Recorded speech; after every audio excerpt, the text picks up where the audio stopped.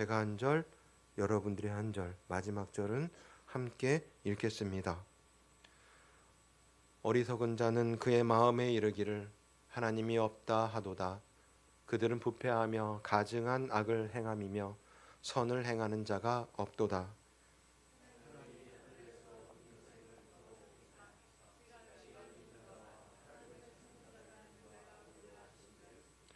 각기 물러가 함께 더러운 자가 되고 선을 행하는 자 없으니 한 사람도 없도다.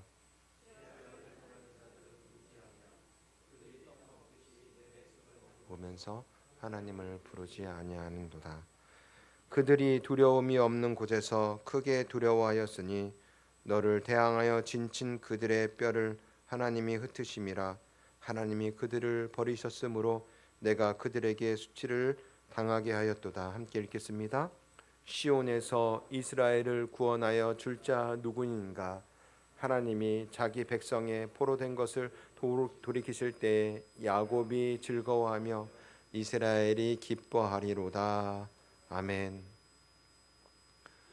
공무원들은 일반 회사원에 비해서 보통은 월급을 상대적으로 적게 받습니다.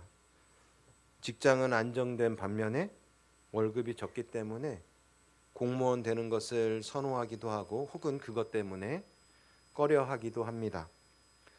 공무원들이 급여를 조금 더 받는 방법이 있어요. 어떻게 하면 조금 더 받냐면요. 시험을 잘 준비해 가지고 어떻게 되면 한 단계 승진을 하게 되면 더 월급을 받을 수 있습니다. 아니면 초과 근무를 해서 수당을 더 받으면 월급을 더 받을 수 있겠지요. 대한민국의 금융 정책을 관리 감독하는 금융위원회라고 있습니다. 여기 공무원들은 금융 쪽 돈과 관련한 업무를 감당하고 있기 때문에 누구보다도 돈에 대해서 청렴해야겠지요. 당연히. 그런데 그 2년 전에 뉴스에 나왔습니다. 금융위원회 공무원 사무관들 135명이 무더기로 초과 근무 수당을 부당하게 챙겼다는 것입니다. 그 규모가 연간 수억 원에 달할 정도로 많은 국가 예산이 이들의 부정한 행위에 개인 주머니로 들어간 것입니다. 여러분, 이 금융위원회만 문제일까요? 대부분의 공무원 사회와 공무원 조직은 초과 근무를 알아서 스스로 챙겨가는 분위기라는 것입니다. 이 부분에 대해서 쉬쉬하면서 서로 모르는 척 눈 감아주고 부당 수령을 숨기는 분위기가 안타깝지만 대한민국 공무원 조직의 문화입니다. 이런 뉴스를 보면서 드는 생각이 있어요. 과연 그들 중에는 그리스도인들이 한 명도 없을까? 확인해 보지는 않았지만 부정으로 수령한 공무원들 가운데는 스스로 그리스도인이라 하는 사람들이 있을 것입니다. 그리고 어떤 사람들은 그것을 11조로 냈을 수도 있어요. 우리가 공무원이 되었다고 한번 생각해 봅시다. 같은 부서에서 일하는 많은 사람들이 부서 근처 식당에서 저녁을 먹어요. 저녁을 먹을 수 있죠. 일이 끝나고 함께. 나도 빠질 수 없으니까 가서 같이 저녁을 먹습니다. 고참들은 다시 회사로 돌아가서 본인들의 출퇴근 카드를 또 찍습니다. 왜 그렇게 할까요? 밥 먹고 늦게 들어가서. 여러분들 다 아시다시피 초과 수당을 챙기려는 거예요. 그렇게 하면 저녁 이후에 초과로 근무한 게 되기 때문에 월급을 더 받을 수 있습니다.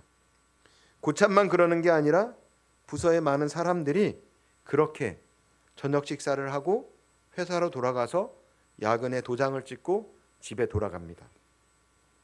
어느 날 양심의 가책을 받은 그리스도인 한 명이 자신은 더 이상 이렇게 부정으로 수령할 수 없다는 생각이 들어서 부정 수령을 하지 않겠다고 마음먹고 부정 수령을 하지 않았습니다. 그런데 그 그리스도인에게 돌아오는 것은 부서 사람들의 왕따와 수군거림이었습니다. 지가 뭔데 저만 깨끗한 척이야. 쟤는 더 힘든 일 시키고 밥도 같이 먹지 마. 만약 여러분이 이런 상황이면 우리가 아무리 목구멍이 포도청이라도 부당 수령을 하지 않으실 거죠? 자신 있게 우리는 답할 수 없는 우리의 연약한 심령이 있어요. 그런데 우리는 삶의 다양한 부분에서 부정한 방법으로 수당을 받는 공무원들과 크게 다르지 않은 모습으로 안타깝지만 그렇게 살아갑니다. 어쩌면 그들보다도 더한 그리스도인들도 많을 것이에요. 하나님 앞에서 하면 안 될 줄 알면서도 주변 사람들이 다 하니까, 안 하면 나만 손해니까 이번 한 번만 하는 건데 뭐 어때? 이 이야기에서 완전히 자유로운 분은 많지 않을 것입니다. 오늘 본문으로 돌아와서 시편 53편 1절 말씀을 함께 읽어보도록 하겠습니다. 시작. 어리석은 자는 그의 마음에 이르기를 하나님이 없다 하도다.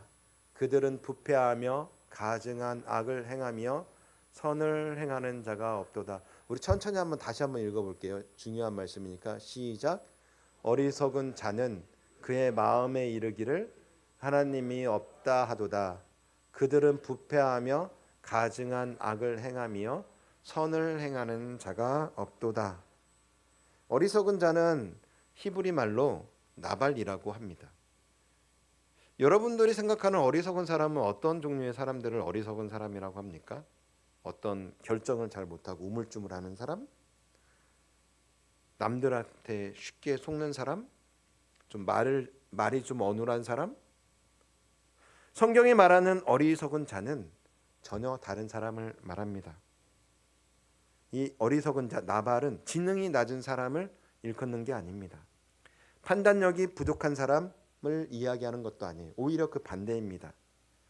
이 나발이라는 어리석은 자는 나발이라는 어리석은 자라는 뜻인데, 성경에 실제로 이 나발이라는 인물이 나옵니다. 사무엘상에 나오는데요. 그는 큰 부자였어요. 양이 3,000마리.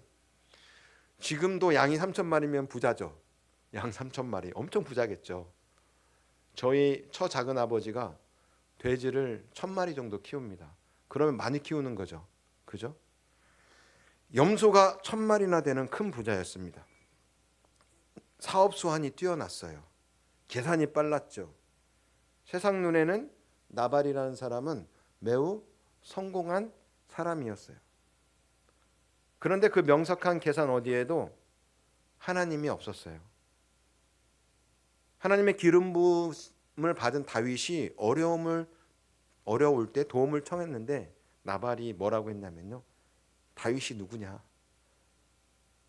나발이 다윗을 모를까요? 아닙니다. 누구보다도 잘 알고 있는 것이 나발이었어요. 그런데 나발은 다윗이 누구냐고 물어봅니다. 하나님의 기름 부음 받은 자를 모른다고 했습니다. 그것은 자기 삶에는 이 나발의 삶에는 하나님이 없었기 때문이에요. 이것이 나발이에요. 이게 인간 나발이었고, 이게 어리석은 자의 표본입니다. 시편 53편은 이러한 나발이 어리석은 자라고 이야기하고 있는 것입니다. 그런데 여기에서 우리가 생각해 볼 부분이 있습니다. 이 하나님이 없다고 하는 것. 하나님이 없다고. 이 자리에서 하나님이 없다고 하시는 분 손들어 보실까요? 우리 다 하나님이 있다고, 하나님을 믿는 사람들이에요. 이것은 진짜 하나님이 없다고 믿는 무신론자들, 실제로 공산주의자들과 같은 그런 무신론자들을 말하지 않습니다. 많은 사람들이 하나님을 믿지는 않지만 이 하나님의 존재 자체를 그들의 인간 본연의 모습에는 부정하는 사람은 크게 많지 않아요. 실제로는 사람을 하나님을 믿지 않는 것처럼 얘기하지만 그 내면에는 하나님을 믿고 있는 사람들이 많다라는 거예요. 그런데 많은 사람들이 하나님의 존재를 알지만 하나님이 없는 것처럼 살아갑니다. 입으로는 하나님을 믿는다라고 합니다. 교회도 잘 출석해요. 찬양도 부릅니다. 기도도 열심히 해요. 그리고 교회에서도 귀한 직분도 있어요.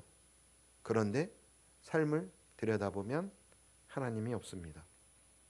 중요한 결정을 내릴 때 하나님을 찾지 않습니다. 돈 문제 앞에서 하나님이 사라집니다. 관계가 불편해지면 하나님보다 내 감정이 먼저입니다. 직장에서 불이익을 당할 것 같으면 신앙 양심보다 눈치가 앞섭니다. 말은 신앙인인데 삶은 하나님 없이 살아갑니다. 이것을 신학자들은 어려운 단어로 실천적인 무신론이라고 합니다. 실천적 무신론. 실천적 무신론 단어가 좀 어렵잖아요. 머리로는 하나님의 존재를 인정해요. 그렇죠? 우리는 알아요. 하나님이 천지 만물을 창조하시고 우리를 창조하시고 예수님을 이 땅에 보내셔서 장차 우리를 구원하러 오신다. 우리 다 알아요. 그러나 그들의 생활, 실천적인 부분에 있어서는 하나님이 없는 삶을 살아가는 사람, 예배는 드리지만 돈 문제에서는 하나님보다 현실을 더 의지합니다. 기도는 하지만 미래를 결정할 때는 하나님보다 자신의 계산을 따르는 사람, 교회에서는 믿음을 말하지만 일상의 불안과 두려움 속에서는 마치 하나님 없이 없는 것처럼 살아갑니다. 그 팀 켈러라고 많이 들어보셨을 거예요. 팀 켈러 목사님, 그리고 C.S. 루이스 같은 신학자들은 이러한 현상을 그래서 위에 얘기한 실천적 무신론자들이라고 합니다. 오늘 시편 53편에 나타나는 이 어리석은 자, 1절에 나타나는 어리석은 자로 시작하잖아요. 오늘 제목을 그래서 제가 어리석은 자로 뽑아봤는데요. 이 어리석은 자의 모습이 바로 실천적 무신론자의 이 모습이라는 것입니다. 나는 하나님도 믿고 예배도 참석하고 헌금도 뭐 그럭저럭 하고 봉사도 하니까 무신론자가 아닐 거야. 이게 남의 이야기라고 생각하시는 분들은 오늘 이 말씀을 들으면서 우리 신앙을 한번 다시 점검해 봐야 됩니다. 이 저의 모습이면서도 우리의 모습이기도 합니다. 그래서 오늘 본문 1절에는 이 어리석은 자들이 등장합니다. 하나님 보시기에 이 어리석은 자들이 있어요. 세상 사람들은 오히려 그들이 능력이 있어 보이고 그들이 오히려 성공했다라고 이야기를 해요. 이런 어리석은 자, 나발과 같은 자, 양이 3,000마리나 있고 염소가 1,000마리나 있는 이 나발과 같은 자들은 세상 기준으로 성공한 사람이에요. 막 벤츠도 타고 다니고 강남에 아파트도 있고 막 한강에 요트도 있고, 그들은 어리석은 자들이 아니라 오히려 그들은 똑똑한 사람이라고 생각합니다. 하나님 없이 자기 힘으로 척척 해내는 사람, 세상은 그 사람을 지혜롭다고 합니다. 이것이 이 시대를 지배하는 사상이에요. 바로 인본주의 사상인데요. 인본주의, 또 말이 또 어려운데 핵심이 무엇입니까? 인간이 모든 것의 중심, 이 사람이 중심이라는 거예요. 우리 중심에 누가 계셔야 돼요? 하나님 계셔야 되는데 우리 인간의 중심에 우리 인간이 제일 중심이라는 거예요. 우주의 중심도 인간이라는 거예요. 나예요. 인간의 이성으로, 인간의 판단으로, 인간의 능력으로 모든 것을 해결할 수 있다는 사상이에요. 한마디로 하나님 자리에 우리 인간을 올려놓은 것이에요. 인본주의라는 이 사탄의 속임수에 많은 사람들이 속고 살고 있습니다. 내 인생은 내가 결정한다. 멋있죠? 자기의 인생은 자기가 결정하고 개척한대요. 멋있어요. 줏대 있어 보여요. 누구도 내 삶에 간섭할 수 없어. 요즘 젊은이들 많이 얘기해요. 내버려둬. 노래도 있어요. 막 내버려둬 막 이런 노래들도 있어요. 내버려두래요. 그리고 요즘 젊은이들 행복 이야기 많이 하거든요. 나만 행복하면 끝이야. 내가 행복하면 되는 것이다. 들어보면 어떻게 보면 약간은 좀 멋있게 들립니다. 젊은이들 말로는 힙하다고 해요. 당당하게 들립니다. 그런데 이것이 바로 시편 53편이 말하는 이 나발과 같은 이 어리석은 자의 모습이라는 거예요. 하나님 없이 사는 어리석은 자의 모습입니다. 이 더 안타까운 점은요, 이 인본주의 사상이 세상에만 있지 않아요. 바로 교회에도 이 사상이 언젠가 침투해서 들어와 있다라는 것입니다. 들어보세요. 하나님을 내 행복의 도구로 사용하는 그런 신앙인들이 있어요. 여러분들의 모습을 한번 생각해 보세요. 하나님은 그냥 어떤 우리의 기도를 들어주시는 그런 알라딘의 요술램프와 같은 그런 지니와 같은 존재로 뭐 어떤 기도 제목을 얘기하면 하나님 들어주셔야 돼요. 내가 원하는 것을 이루기 위해서 하나님을 찾는 신앙인들이 있어요. 하나님의 뜻보다는 내 뜻이 언제나 먼저인 신앙인들이 있습니다. 겉은 신앙인이죠. 성경책 들고 다니고요. 기도합니다. 그러나 그들의 중심에는 인본주의가 있다라는 것입니다. 고린도전서 1장 25절 말씀 함께 읽어보도록 하겠습니다. 시작. 하나님의 미련한 것이 사람보다 지혜 있고 하나님의 약한 것이 사람보다 강하니라. 아멘. 세상이 지혜롭다 하는 것이 하나님 앞에서는 어리석음입니다. 세상이 어리석다 하는 것이 하나님 앞에는 지혜일 수 있습니다. 기준이 서로 뒤바뀌어 있죠. 오늘 본문 3절의 말씀을 한번 읽어보도록 하겠습니다. 본문 3절 같이 읽겠습니다. 시작. 각기 물러가 함께 더러운 자가 되고 선을 행하는 자 없으니 한 사람도 없도다. 한 사람도 없대요. 한 사람도. 하나님이 하늘에서 굽어 살피셨습니다. 지각 있는 자를 찾으십니다. 어리석지 않은 자를 찾으신 것입니다. 즉 하나님을 찾는 자를 우리 하나님이 찾으셨는데요. 3절에서 끝에 뭐라고 했죠? 한 사람도 없도다. 이스라엘이 얼마나 타락했으면 하나님을 찾는 자가 한 사람도 없다고 했을까요? 라고 생각한다면 오산이에요. 이스라엘 민족은요, 그 어떤 민족보다도 하나님을 잘 섬기기 위해서 노력했던 사람들입니다. 그럼에도 불구하고 하나님은 지각 있는 자가, 하나님을 그 찾는 자가 한 사람도 없다고 하시는 것입니다. 3000년이 흐른 지금에는 하나님이 찾으시는 그 하나님을 찾는 지각 있는 자가 그 당시 고대 근동의 이스라엘보다 더 많을까요? 오늘날 우리의 상황에서. 이 말씀을 준비하는 저도 자유롭지 못한 것이 사실입니다. 나는 교회도 다니고 기도도 하고 헌금도 하는데, 그런데 하나님 보시니 그 하나님이 찾으시는 한 사람도 없다는 것입니다. 로마서 3장 10절에서 12절까지 이렇게 기록하고 있습니다. 바울은 같이 읽겠습니다. 시작. 기록된 바 의인은 없나니 하나도 없으며 깨닫는 자도 없고 하나님을 찾는 자도 없고 다 치우쳐 함께 무익하게 되고 선을 행하는 자는 없나니 하나도 없도다. 바울은 이 말씀을 왜 인용했을까요? 유대인이든 이방인이든 율법이 있든 없든 모든 인간이 예외 없이 하나님 앞에서는 죄인이라는 선언하기 위해서입니다. 예외가 없습니다. 이 자리에 그 누구도 예외가 없습니다. 목사의 직분을 받았던, 장로의 직분을 받았던, 권사의 직분을 받았던, 안수집사의 직분을 받았던, 서리집사의 직분을 받았던 그 누구도 이 자리에 예외가 없습니다. 이런 말씀이 불편하면 불편할수록 우리는 하나님의 말씀이 나를 비추는 것이라고 생각하시면 돼요. 왜 한 사람도 없는 것입니까? 성경 말씀은 각기 물러갔기 때문이라고 기록하고 있습니다. 하나님께로부터 돌아선 것입니다. 각기 물러났다. 각자 자기의 길로 간 것입니다. 세상과 함께 더러운 자가 된 것입니다. 죄는 혼자 짓는 것 같지만 결국 함께 물들어가는 것입니다. 오늘 서론에서 말씀드린 공무원 이야기가 생각나지 않으십니까? 한 명이 시작했지만 결국 부서 전체가 함께 더러운 자가 되었습니다. 이것이 죄의 속성입니다. 전염성이 있고 속이는 것입니다. 본문 4절 말씀을 읽겠습니다. 본문 4절 말씀 함께 읽겠습니다. 시작. 무지하냐?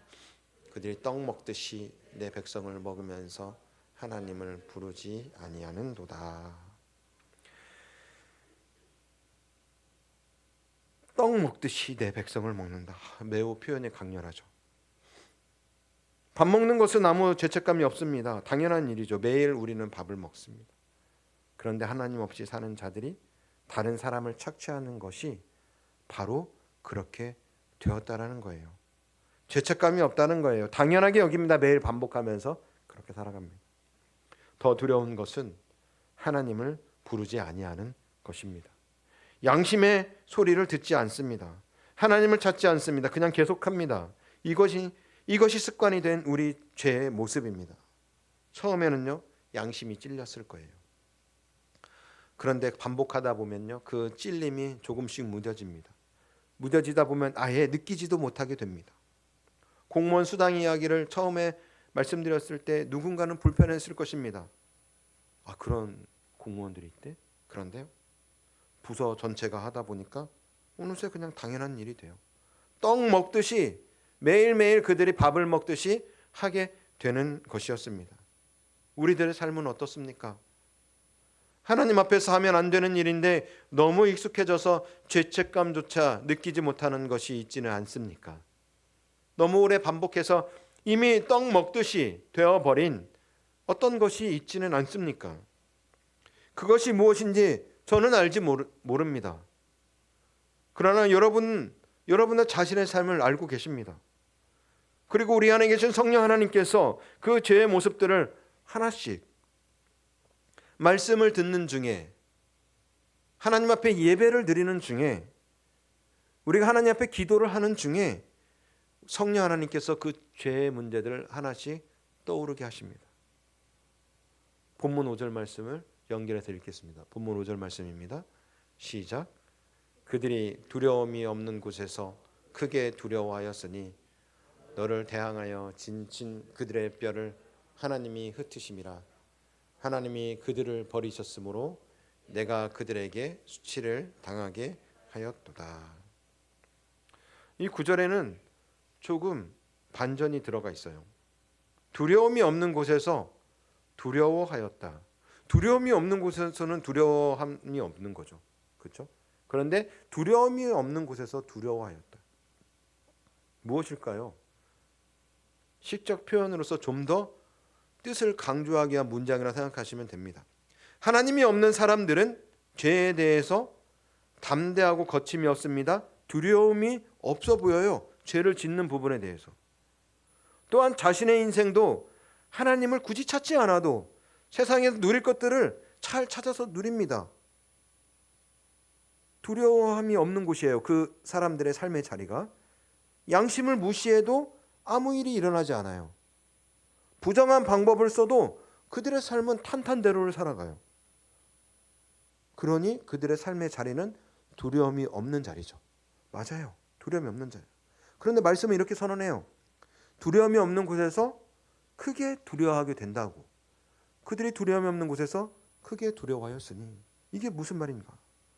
아무 문제도 없다고 생각했던 그들의 자리에서 갑자기 그들의 삶이 모든 것이 무너진다는 것입니다. 철옹성 같던 삶이 한순간에 흔들립니다. 내가 쌓아 올린 것들이 한꺼번에 허물어집니다. 아무도 나를 건드릴 수 없다고 생각했는데 피할 수 없는 두려움이 찾아옵니다. 이것이 하나님 없이 사는 사람들의 삶의 결말입니다. 잠언 14장 12절이 이렇게 말씀하고 있습니다. 함께 읽겠습니다. 시작. 어떤 길은 사람이 보기에 바르나 필경은 사망의 길. 한 번 더 읽겠습니다. 어떤 길은 사람이 보기에 바르나 필경은 사망의 길이니라. 스스로는 전혀 두려워할 것이 없다고 생각합니다. 그런데 그 길의 끝은 가장 큰 두려움입니다. 역사 속에서 이런 장면을 우리는 수없이 보아왔습니다. 하나님 없이 권력을 잡은 자들이 결국 그 권력 앞에서 무너집니다. 하나님 없이 부를 쌓은 자들이 결국 그 부 앞에서 그들의 죽음을 두려워합니다. 하나님 없이 명예를 얻은 자들이 결국 그 명예를 잃는 날을 두려워하며 하루하루 초조하게 살아가는 것을 우리는 현재의 역사와 과거의 역사에서 보았습니다. 두려움이 없는 곳에서 크게 두려워하게 되는 것입니다. 이 말씀을 두 가지 방향으로 볼 수 있어요. 첫 번째는 경고의 말씀이에요. 경고. 다른 반대로 위로의 말씀입니다. 하나님 없이 쌓아가는 것들은 결국 무너진다는 경고예요. 우리의 삶에서 하나님 없이 쌓아가는 것들 어떤 부분들이 있습니까? 여러분, 결국 무너집니다. 저도 마찬가지예요. 지금 아무 문제 없어 보여도 그 끝은 반드시 두려움이 있습니다. 이것이 하나님의 선언입니다. 반대로 위로가 있다고 했어요. 하나님의 방법으로 하나님을 찾다가 세상에서 손해를 보고 있는 분이 계실 수도 있어요. 이 자리에. 초과수당을 부정으로 수급하지 않으려고 했던 그 정직한 공무원처럼 말입니다. 세상 눈에는 어리석어 보여도 불안하신 분이 계실 수 있습니다. 그러나 우리는 두려워하지 않아도 됩니다. 두려워해야 할 사람들은 하나님 없이도 살 수 있다는 생각을 가지고 아무런 두려움이 없이 살아가는 그 사람들이 두려워해야 하는 것입니다. 하나님의 방법으로 하나님과 동행하는 자들은 결국 하나님이 다 갚아주시고 위로해 주십니다. 때로 하나님께서 필요하시면 이 땅에 기름진 복도 일정 부분 채워주시기도 합니다. 그러나 여러분, 이 땅에서 채워지는 복에만 우리의 시선이 맞추어져 있다면, 하나님을 찾는 사람이라 하여도 우리는 다시 어리석은 자, 나발과 같은 자가 되는 것입니다. 시편 23편 4절 말씀입니다. 함께 읽겠습니다. 시편 23편 4절 시작. 내가 사망의 음침한 골짜기로 다닐지라도 해를 두려워하지 않을 것은 주께서 나와 함께 하심이라. 주의 지팡이와 막대기가 나를 안위하시나이다. 아멘. 하나님, 함께 하시는 하나님이 계시기 때문에 두려움이 없는 것입니다. 세상이 주는 담대함은 결국 두려움으로 끝납니다. 그러나 하나님이 주시는 담대함은 어떤 두려움 앞에서도 흔들리지 않습니다. 그것이 죽음이라 할지라도 그 앞에서 흔들리지 않는 것이 우리 하나님이 주시는 담대함입니다. 본문 2절 말씀 한번 읽어보도록 하겠습니다. 본문 2절 말씀입니다. 본문 2절 시작. 하나님이 하늘에서 인생을 굽어 살피사 지각이 있는 자와 하나님을 찾는 자가 있는가 보려 하신즉. 하나님이 우리를 보고 계십니다. 위에서 아래로 굽어보고 계십니다. 하나님 정말 위에서 아래로 굽어보고 계실까요? 우리 인간의 표현이죠. 언어적 표현. 하나님의 기준은 아주 단순합니다.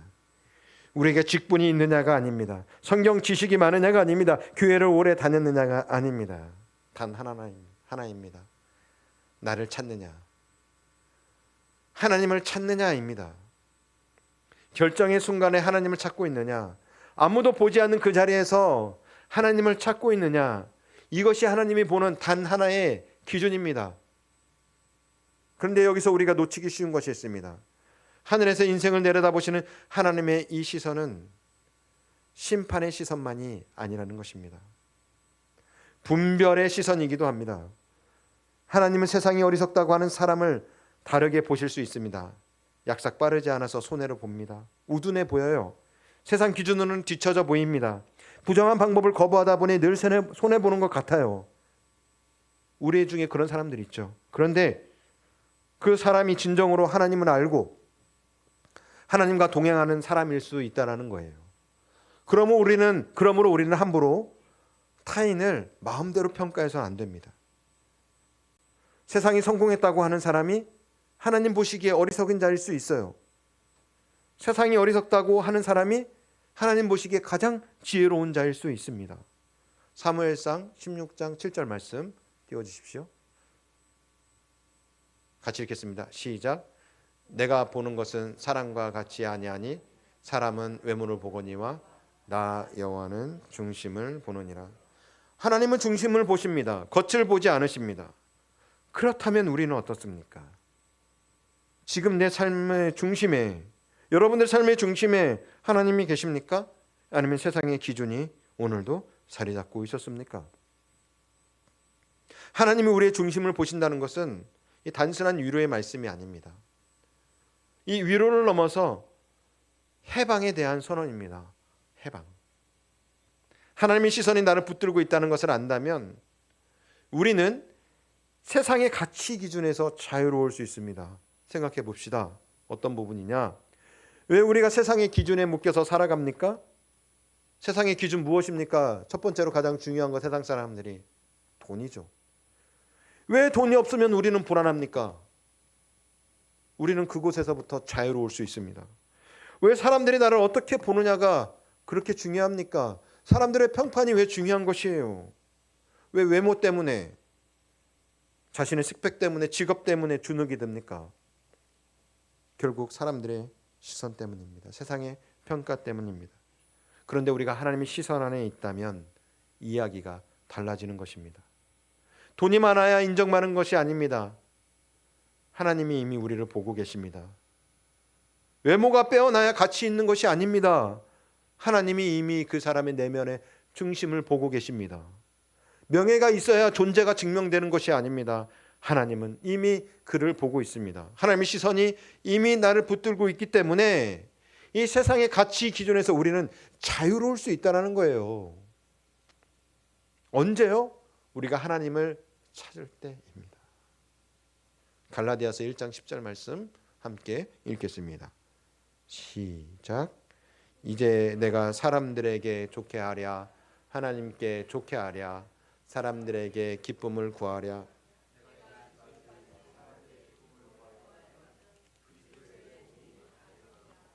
아멘. 우리는 사람에게 좋게 보이려고 사는 사람이 아닙니다. 하나님 앞에 서 있는 사람입니다. 이 자유가 어디에서 옵니까? 내 의지에서 오지 않습니다. 내가 결심을 잘해서가 아닙니다. 하나님이 나를 보고 계신다는 것을 인정하고 내가 하나님을 찾을 때 비로소 우리에게 오는 것입니다. 그 하나님의 시선이 나를 세상의 기준으로부터 자유함으로 풀어주는 것입니다. 여러분 지금 무엇에 묶여 있습니까? 삶이 무엇에 묶여 있습니까? 하나님이 위에서 굽어 살피고 계십니다. 그 시선 안에 우리가 있습니다. 얼마나 좋아요. 좋지 않습니까? 하나님의 시선 안에 우리가 있어요. 그 하나님을 찾을 때 우리 인생에 자유가 오는 것입니다. 오늘 그런데 마지막에 6절 말씀이 좋아요. 6절 말씀을 함께 읽어보도록 하겠습니다. 시작. 6절 성경책이죠. 시온에서 이스라엘을 구원하여 줄 자 누구인가? 하나님이 자기 백성의 포로된 것을 돌이키실 때에 야곱이 즐거워하며 이스라엘이 기뻐하리로다. 아멘. 오늘 시편 53편은 처음에 어리석은 자로 시작을 해요. 어리석은 자들, 하나님이 없는 자들, 부패한 자들, 선을 행하는 자 없는 세상, 하나님을 부르지 않는 자들. 그리고 그것이 남의 이야기가 아니라 누구의 이야기죠? 바로 우리의 이야기, 나의 이야기라는 것까지 우리가 보았어요. 무겁고 답답해요. 어쩌면 절망스럽기까지 합니다. 그런데 반전이 남겨져 있었어요. 6절에서 이렇게 방향을 틀어요. 시온에서 이스라엘을 구원하여 줄 자 누구인가? 이것은 절망의 외침이 아닙니다. 시온에서 이스라엘을 구원할 자 누구인가? 절망적인 상황에서 외치는 외침이 아니에요. 믿음의 고백이에요. 시인은 구원이 어디에서 오고 있는지 이미 알고 있습니다. 구원은 우리에게서 인간에게 오는 것이 아닙니다. 인본주의에도 아니에요. 우리의 능력에 있지 않습니다. 시온에서 옵니다. 즉 하나님께로부터 오는 것입니다. 그리고 이 탄원은 이미 응답되었습니다. 예수 그리스도 안에서 완전히 응답된 것입니다. 본문 3절에서 한 사람도 없다고 했습니다. 선을 행하는 자가 없다고 했어요. 의인이 없다고 했습니다. 그런데 이 땅에 누가 오셨어요? 한 분이 오셨어요. 완전하신 하나님을 찾으신 분, 한순간도 하나님 없이 사신 적이 없으신 분, 완전한 지혜로 사신 분, 그분이 바로 예수 그리스도이십니다. 로마서 5장 8절 말씀입니다. 같이 읽겠습니다. 시작. 우리가 아직 죄인 되었을 때에 그리스도께서 우리를 위하여 죽으심으로 하나님께서 우리에 대한 자기의 사랑을 확증하셨느니라. 아멘. 한 사람도 없었습니다. 그런데 한 사람이 오셨습니다. 그리고 그 한 사람이 아무도 없는 우리를 위해, 아무것도 없는 우리를 위해 죽으셨습니다. 이것이 복음입니다. 여러분, 오늘 말씀을 들으면서 혹시 마음에 어떤 거리낌이나 무거웠던 분이 계십니까? 실천적인 무신론자의 모습이 내 모습 같아서 찔리시는 분이 계셨습니까? 떡 먹듯이 반복해온 죄가 생각나는 분이 계십니까? 두려움 없이 살아왔는데 지금 두려움 앞에 서 있는 분이 계십니까? 시편 53편은 그런 죄악된 우리를 하나님의 임재 가운데로 안내해 주십니다. 내 힘으로 안 된다는 것을 아는 자리, 구원이 나에게서 오지 않는다는 것을 아는 자리, 그래서 시온을 바라보는 자리, 그 자리에서 비로소 우리 하나님을 진짜로 찾게 되는 것입니다. 세상이 지혜롭다 하는 사람은 자기 자신에게서 답을 찾습니다. 그런데 하나님이 지혜롭다 하는 사람은 하나님 앞에 무릎 꿇습니다. 시온에서 이스라엘을 구원하여 줄 자 누구인가? 이 고백이 오늘 우리의 고백이, 저의 고백이 되기를 원합니다. 내 삶의 구원자는 돈도 명예도 부동산도 자식도 아닙니다. 오직 우리 주 예수 그리스도 완전하신 하나님이심을 믿습니다.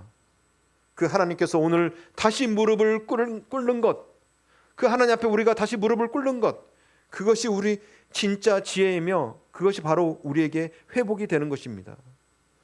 6절 말씀 마무리는 이렇게 돼요. 야곱이 즐거워하며 이스라엘이 기뻐하리로다. 탄식으로 시작했는데 기쁨으로 끝나요. 즐거워하며 기뻐했다고요. 어리석음으로 시작했는데 지혜로 끝이 납니다. 두려움으로 시작했는데 담대함으로 끝이 납니다. 포로됨으로 시작했는데 자유로 끝납니다. 이것이 우리의 인생이 되기를 소망합니다. 이것이 예수 그리스도의 복음인 것입니다. 하나님 없이 사는 삶이 결국 두려움과 수치로 끝난다면 하나님을 찾는 삶은 기쁨과 즐거움으로 끝납니다. 아멘을 크게 해주세요. 하나님을 찾는 삶은 기쁨과 즐거움으로 끝이 납니다. 우리의 삶이 어디쯤 있는지 상관이 없습니다. 오늘 이 자리에서 다시 우리가 하나님을 찾으면 됩니다. 우리 인생의 결정의 순간마다 하나님을 찾는 자, 아무도 보지 않는 자리에서도 하나님 앞에 서 있는 자, 세상이 어리석다 해도 흔들리지 않는 자, 두려움 앞에서도 시온을 바라보는 자, 그것이 진짜 하나님이 찾는 지혜 있는 자들의 모습입니다. 세상이 뭐라고 해도 괜찮아요. 세상이 뭐라고 해도 괜찮잖아요. 하나님이 인정해 주시면 되잖아요.